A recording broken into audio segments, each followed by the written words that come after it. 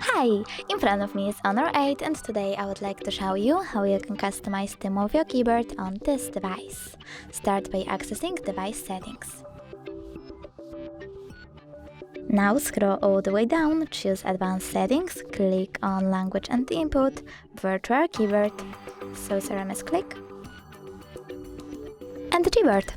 Then go into Theme and click on this plus sign under My Themes.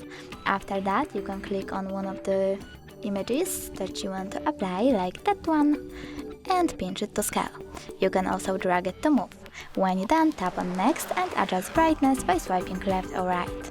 Then choose Done and click on the switcher next to key borders to disable or enable them.